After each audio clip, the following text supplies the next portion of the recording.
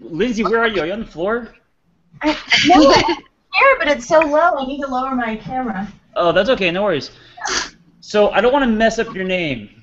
Just Stage. Just Stage. Or Jay. Just Jay. Just Stage. No, it's a beautiful name. I want to learn how to say it. So thank you guys for doing office hours with me. Thank you for having me. Yeah, and thank you for being on my team. I really appreciate it. Thank you. No, I have you to thank. Lindsay, can you hear me? Yeah, it's a great. Lindsay, can you hear me? Okay, yep, cool. I can. So let's talk a little bit. I can. Can you hear me? Yeah, I can hear you. So before we get into the questions, let's talk a little bit about you guys and what you're up to. Talk about anything you want to plug, your website, what your journey's been like as a therapist, stuff like that. Lindsay, you want to start? Sure.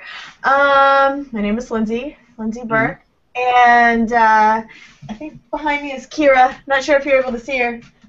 Oh, that's here. That's Kira, the therapy dog. She's a certified service dog. She does animal-assisted therapy with me, and so we work as a team. She's actually the better therapist. And she's the professional one. I'm just the tag-along. And everybody loves her better. And I got her certified because I just realized how beneficial she is in the therapy room when I was working with children. And it's unbelievable even bringing her into the room, but how it's really changed the dynamic of people feeling open and feeling comfortable and being at home and being comfortable in their own skin. It seems to always bring people down to earth. Yeah. So I do that. I also I specialize in children and families and couples. I end up doing a lot more parenting and couple and individual therapy with parents, even when the concerns are actually about the children. Let me ask you this: what is I'm going to totally put you on the spot. What do you love and what do you hate about being a therapist? And what you love, the answer can't be, I love helping people. Helping people. Or I love when I see growth. I can't help people. They're on their own with that department. I love inspiring people. I heard an awesome quote a couple years back, and it really nailed it for me. This guy got up and spoke, and he said, I love being able to show people that even with a bad hand, they can still win. Oh. That's pretty cool. And basically, I think what I love about being a therapist is I get to step into someone else's world, some of the most personal places of depth that no one else gets to go. I get to go there with people, and I learn so much every time with everybody that I've ever had the chance to work with, and I absolutely love that opportunity to really be there and connect with people. What do you hate about it? Dislike? Able to inspire them as well. That because of that, they matter. And what I hate about being a therapist is the stigma. Interesting. What stigma is that? And all the stigmas that I know what I'm doing.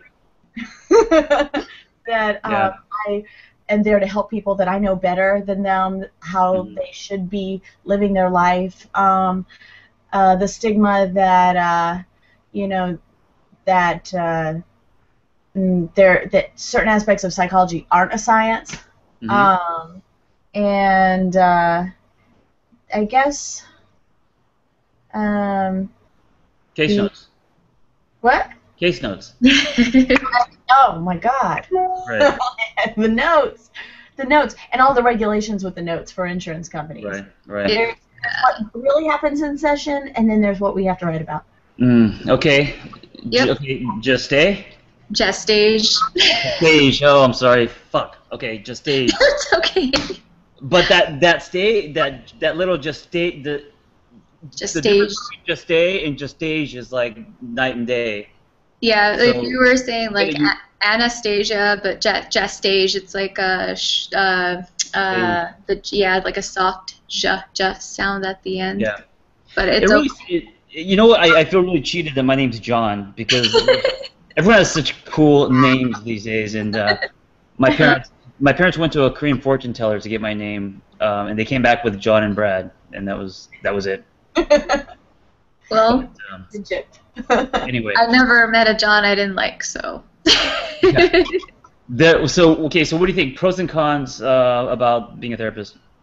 Pros are that I think I definitely, like Lindsay said, I like to get into people's worlds. I like to develop that trust in a therapeutic relationship. I like when I have the trust of a client, or it's especially rewarding when children really benefit from a corrective kind of relationship. Right. And I try to give that to them because they're very precious people. Yeah, you work a lot with high school kids, right? I work with high school kids. I work with elementary school kids, and I work with preschool kids. Oh wow. So I work at the Head Start, and I work at just elementary schools, and then a continuation school for teenagers. So it's kind of all over the place. Cool. And it's really challenging. And then both of you guys see clients or see people that I refer to from the website, and you guys are doing a lot of online stuff, which I think is interesting and different and fun, and you get to play with them. Yeah. Yeah. Cool. Okay, let's get to these questions because I don't want to. I want to get those done, and then we could talk about other things because the people that have asked them, they may be impatient. And I want to leave time for them. Okay, so did you guys have had a chance to review? I mean, it's just casual. It's not like this. Yeah. There's no pressure on you to fix someone or to give the perfect advice. This is super. Like I don't even have pants on. This is office hours. So okay, the first one, which I'll read. It's easy. Is how do you stay positive in a work environment when literally everyone is miserable? Parentheses, I'm not kidding either. How to refrain from falling into that miserable hole with everyone else. And I could relate to this because I've had really miserable jobs. Oh, yeah. One of the jobs actually was in my early, when I was an intern and a therapist, I was working for this private, I'm not going to say, but it's this private treatment center. And it was so bad that I would literally sit in the restroom stall and kill as much time as I could until they discovered I was gone. I've totally done that too. Yeah. Bathroom break. I'm just gonna go in there and take some deep breaths. Yeah, I imagine at a treatment center, all the restroom stalls are all therapists in there, just sitting there waiting for time to. Yeah. Yeah, I've worked at a place where I would rather spend time with my very difficult clients, the ones that are have behavior issues and are screamers or fighters or biters. I'd rather spend time with them than my coworker. Yep. I've been there. Yeah. So what do you guys think? Just Stage. What do you think? How do you stay positive in a toxic work environment?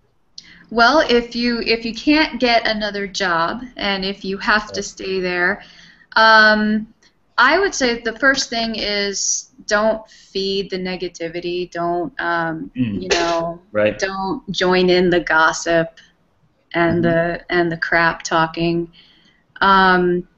I also think that every single day, kind of just not going to work expecting that something's going to happen. Kind of going to work looking for different things, looking for positivity, looking for positive attributes about coworkers, and then verbalizing them.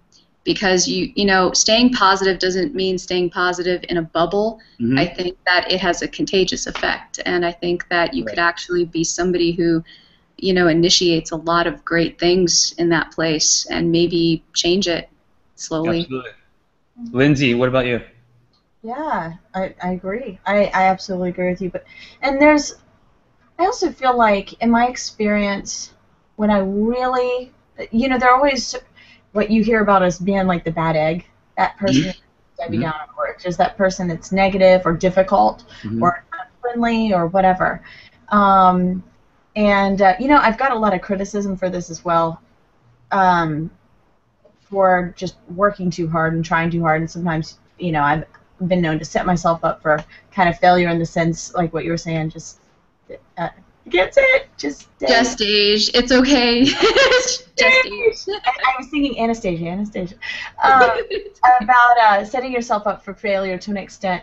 But one thing that I, just for my own integrity's sake, in my last couple of jobs, I've always made an effort to really get to know those people who are especially the ones that trigger me, because I realize that there's something that's triggering me about them. Usually, it's usually me, because Yeah.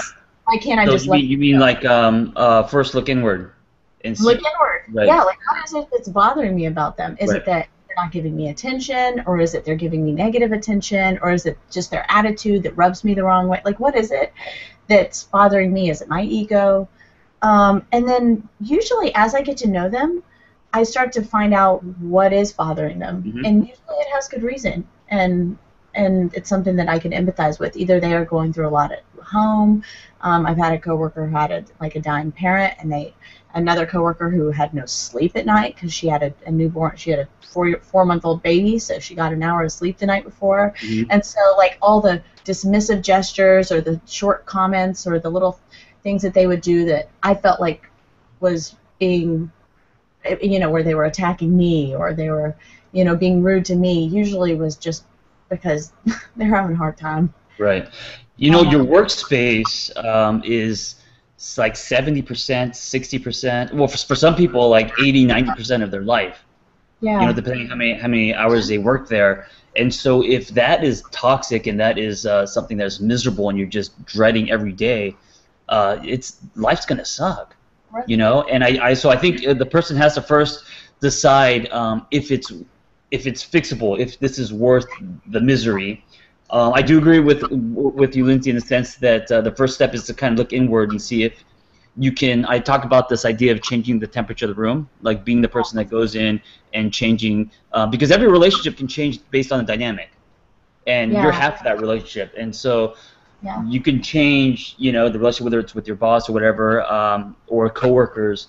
And that would be a great attempt. But if there's nothing you can do, because at the end of the day you can't change that other 50%, and you just know that this is a toxic environment for you. I don't think any job's worth that, the quality of life. Yeah, and I guess it depends on what that what's the source of that toxic environment. Right. Is it the overhead? Is it the coworkers? Is it the job in and of itself? It's just But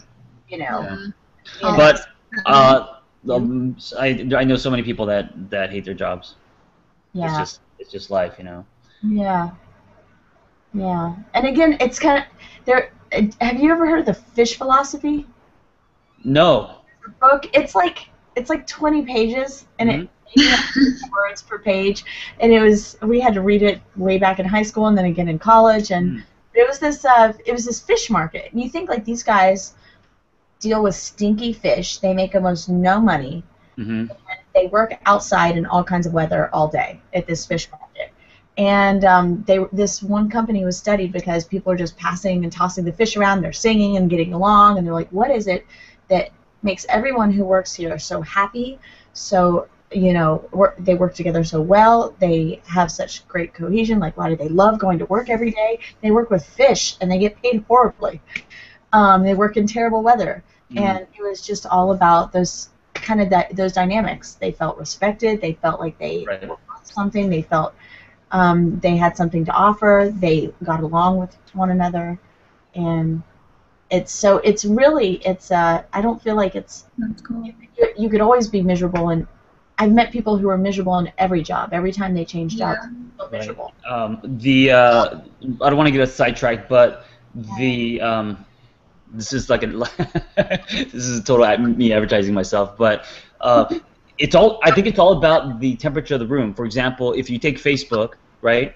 Facebook pulls a lot on your pseudo self. It's a lot of false advertising, people putting pictures up and glossy photos and advertising their life a certain way. And there's a lot of things they're not going to talk about on Facebook. Well, some people do. Some people vomit about their lives, whatever. But like in our little community in the Angry Therapist, it's pulling more from your solid because everyone is being truthful and they're talking about problems and stuff. So that in itself instantly changes the environment. Yeah. I don't know where I'm going with this, but if the environment is, if you're living in most of the world, jobs and office jobs in entertainment is very Facebook. Mm-hmm. Does that make sense? Mm-hmm. And so if you're the only seagull that's flying at night, I mean, there's only so much you can do. Yeah. And you got to ask yourself if this is what I want to do. You got to ask yourself if this is bringing me closer to my goals, my purpose, and all that stuff. And can I just say real quick, with honesty, that the journey to be a therapist is one of the worst. Yeah. The most difficult, and because that's what I'm about. I think it's bullshit. I think that you go in debt, you get your master's. Then they label you as an intern, which is bullshit, and then you got to get 3,000 hours, and then no one pays you, and then your hours expire. Uh-oh, am I off? I can it's a little momentarily. Okay. Anyway, I don't want to get up. That's gonna get me off another rant. But you were talking about the people in the fish market having bad jobs. I think the up and coming therapists.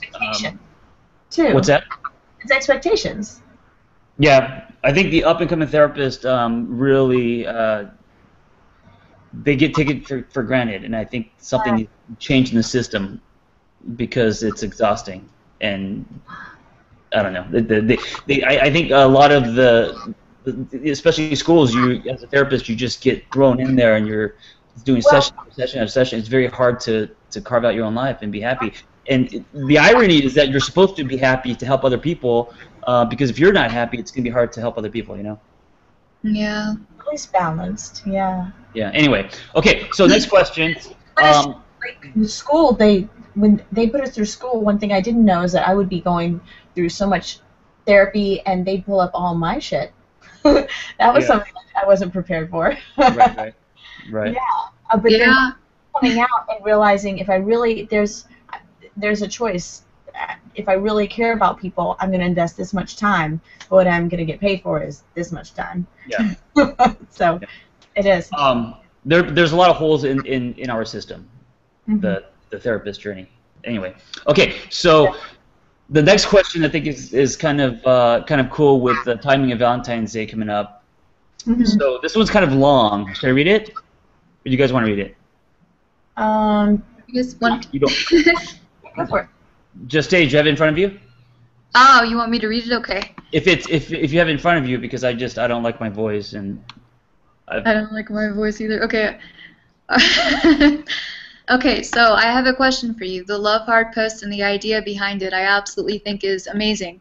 I can say that I identify with it a ton. If there was something my dad taught me how to do, it would be how to love on someone. Wait, hold on real quick. My dad never taught me how to love on someone. Oh, sorry, this is a joke. Your dad never taught you how? My dad never taught me. How to love on someone? No. I had to learn myself. Figure that out the hard way. The hard way, right. Sorry. I'm curious what it... Well, okay, so when I am getting to know someone and start spending time with them, I definitely love hard. I consider myself rather picky to begin with, so when I find someone interesting enough to take out and get to know, I go pretty full force. I am noticing that lots of ladies are surprised and very taken by this. It's hard for me. It's hard for me not to love hard. They describe that it changes them and opens their eyes to how they are worth so much more than they thought. I don't think I do any of this as a game or tactic. It's just how I treat someone that I'm interested in. The issue arises when I want to move on. I want to stay friends with people or stay knowing them. It is common that they end up really hurt. They don't get how I can go from giving them so much attention and loving them so much to not being interested in a romantic relationship, yes, and wanting to move on. I try and communicate that it isn't that I don't care about them and I don't think less of them. It's just that I feel I need to move on. So I guess my question is, when do I know when to love hard or when to hold back? Okay, so what do you guys think? What do you guys think of this whole love hard thing that I talk about? Do you guys know how that started? No.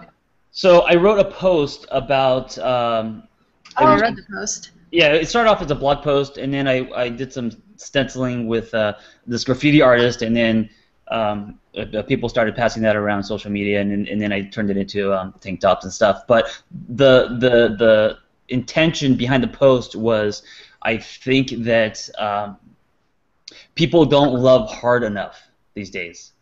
And I know that's kind of a general, but I think if you're going to love, love with everything you have. So it was just kind of one of those reminders. And but anyway, so when do you love hard? When do you not love hard? What do you guys think?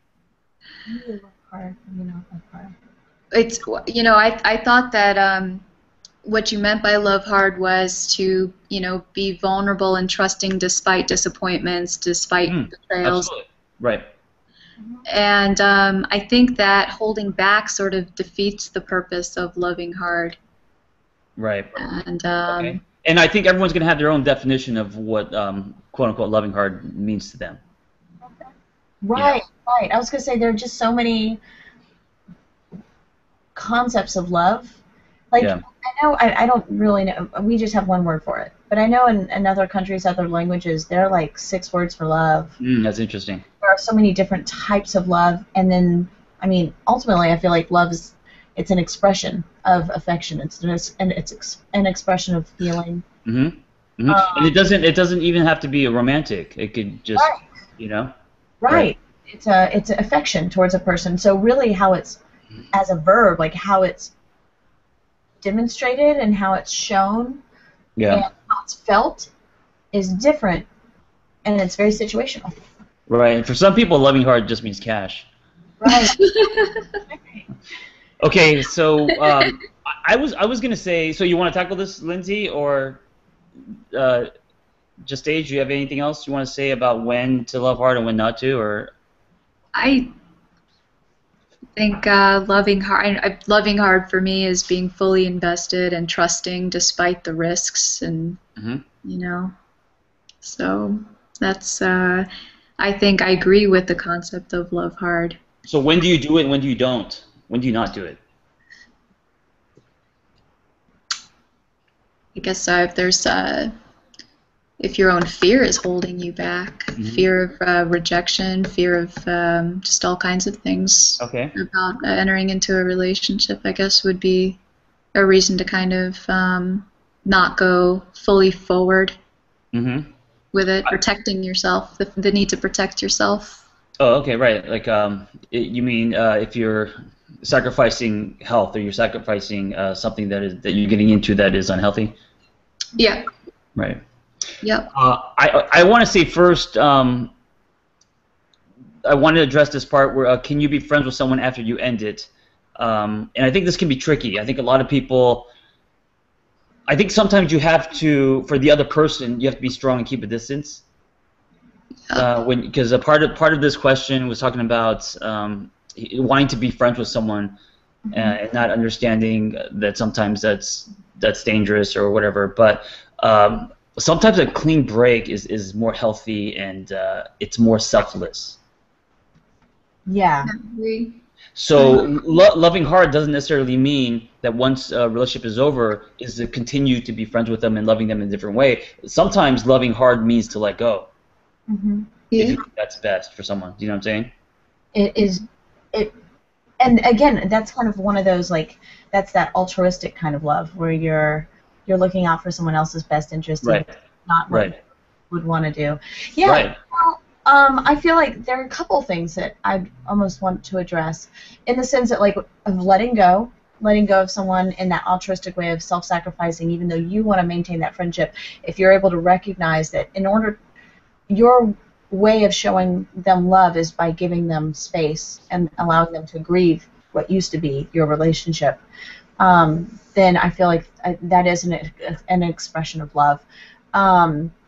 But then also being truthful with your own needs, and still being able to show love. And also what you were saying about being able to love and still have boundaries. I feel like a healthy love has boundaries. Yeah. And so when you set up a boundary, that doesn't mean you love someone less.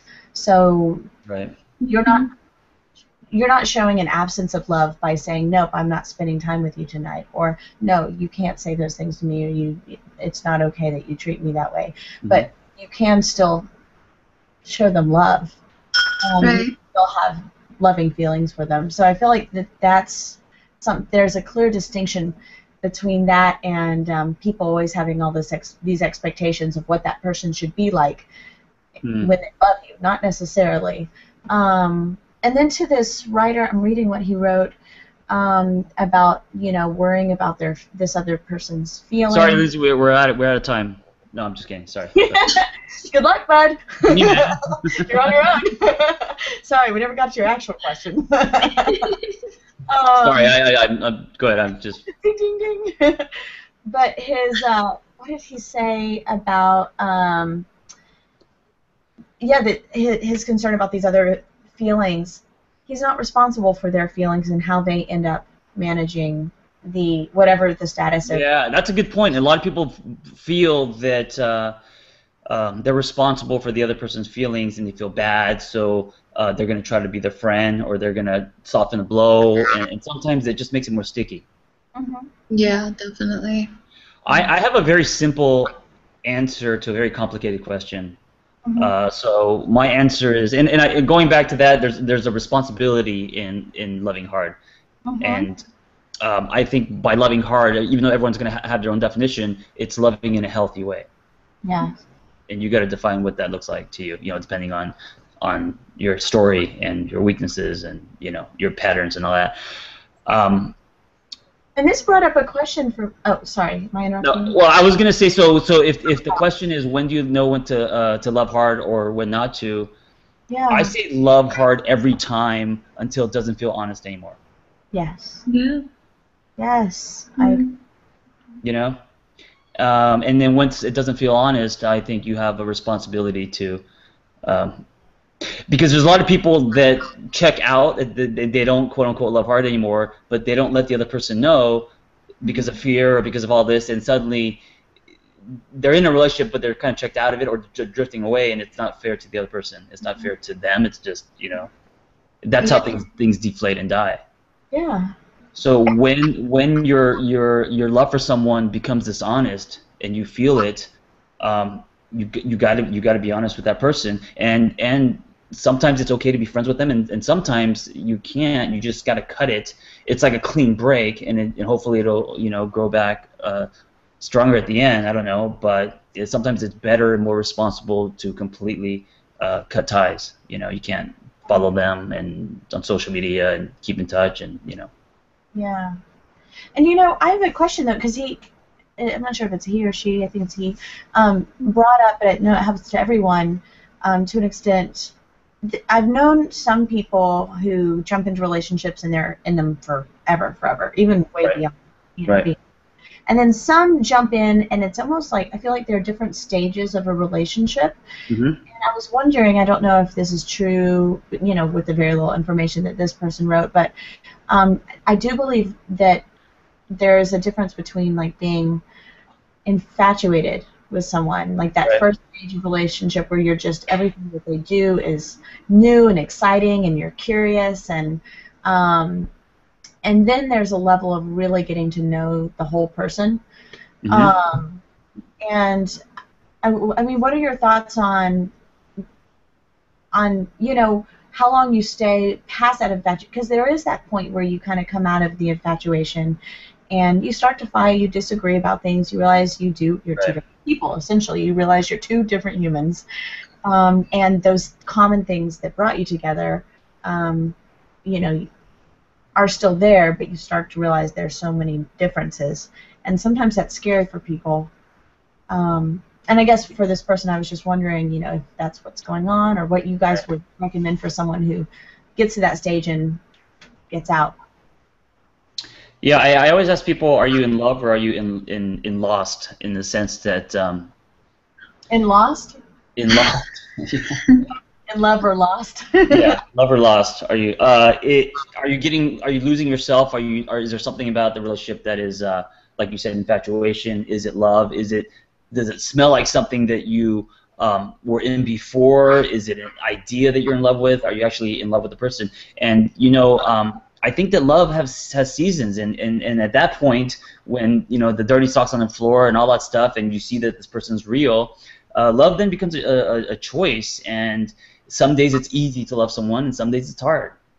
Yeah. I think that's where commitment comes in, and part of my definition of loving hard is being committed, and I think that's when you really hit high notes, is when you start to do life with someone, Mm-hmm. when you have history with them and all that. Yeah, the history that Yeah. we witness in our life. But hanging with, you need to have that history in order to have that witness. Yeah. Well, thank you guys. Do you guys have anything else about the questions or anything? Lindsay, what's your website? It's Lift Child Family, www.liftchildandfamily.com. Cool. And then, just Tage, you don't have a website right now, do you? No, my agency is Volunteers in Partnership. Cool.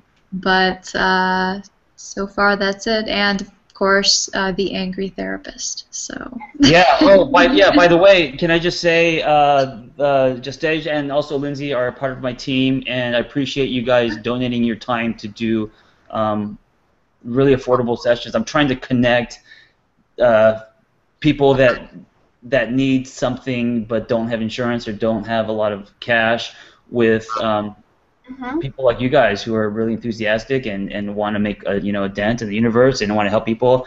And I think with the internet it makes that possible. So thank you guys for. I think it's awesome. Thank you. Yeah, we're glad to be out there and excited to meet some new people. Yeah. Yeah. I feel like a pimp sometimes. But you know what? When I was an intern, I would have loved to play around with technology and webcam and stuff like that, and that would have been really fun for me, especially if I worked at my day job was like working at charter school, stuff like that. So hopefully it's fun for you guys and refreshing. I love it, and I'll have some videos out in the next couple of weeks. I've had a lot of. You're making a toolkit, which is awesome, about parenting, right? Yeah, doing a toolkit. I just did 2 workshops, and I've got 3 more workshops coming up for parents Cool. in Los Angeles. And I've had a lot of parent questions that have popped up that I'm going to address in the toolkit. Yeah, there's a lot of parents in the community, and helpful. hopefully it'll help them. Cool. Yeah. All right, guys. Well, thank you very much. And if you're watching this, there's in the community there's a button called Ask a Question. You can ask questions on for office hours, and me and anyone from the team. I'm gonna constantly rotate you guys, and you guys will hopefully be back. And I think it's a good time to create a dialogue.